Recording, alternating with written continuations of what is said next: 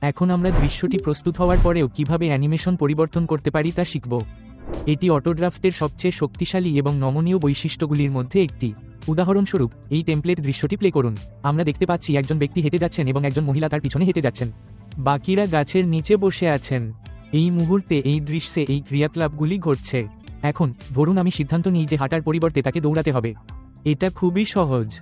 সেই অক্ষরটি নির্বাচন করুন, নিচে যান এবং অ্যানিমেটে ক্লিক করুন। এবার আরেকটি অ্যানিমেশন বেছে নিন। উদাহরণস্বরূপ, রান বা স্নিক ওয়াক চয়ন করুন। সঙ্গে সঙ্গেই দেখবেন যে চরিত্রটি আগে হেঁটে যাচ্ছিল এখন নতুন অ্যানিমেশন পারফর্ম করছে। দৃশ্যটি পুনরায় তৈরি করার দরকার নেই। একইভাবে আপনি যদি অন্য কোনো চরিত্র নির্বাচন করেন, উদাহরণস্বরূপ যার পিছনে দৃশ্যমান, আপনি অ্যানিমেটে যেতে পারেন এবং আরও অনেক ক্রিয়া দেখতে পারেন। উদাহরণস্বরূপ, আপনি কথা বলার ভঙ্গিটি চয়ন করতে পারেন। এখন এটি বাজান। দেখবেন চরিত্রটি এখন কথা বলছে। অটোড্রাফট আমাদের রিয়েল টাইমে যে কোনো অ্যানিমেশন পরিবর্তন করতে দেয়। আমাদের সবকিছু শূন্য থেকে তৈরি করার দরকার নেই।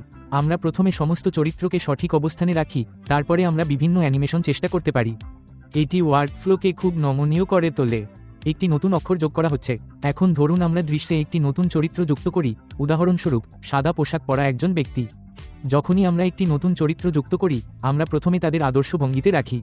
এটি আমাদের তাদের সঠিকভাবে অবস্থান করতে সহায়তা করে। পরে আমরা এর অ্যানিমেশন পরিবর্তন করতে পারি। উদাহরণস্বরূপ, অক্ষরটি নির্বাচন করুন, অ্যানিমেটে যান, টক নির্বাচন করুন, এখন প্লে করুন।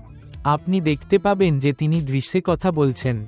চূড়ান্ত বোঝার জন্য আপনি যে কোনো সময় যে কোনো চরিত্রের অ্যানিমেশন পরিবর্তন করতে পারেন। দৃশ্যটি পুনরায় তৈরি করার দরকার নেই। এই রিয়েল টাইম নমনীয়তা অটোড্রাফটের সবচেয়ে উল্লেখযোগ্য বৈশিষ্ট্যগুলির মধ্যে একটি। এটি আপনাকে দ্রুত পরীক্ষা করতে এবং আপনার গল্পটি উন্নত করতে দেয়।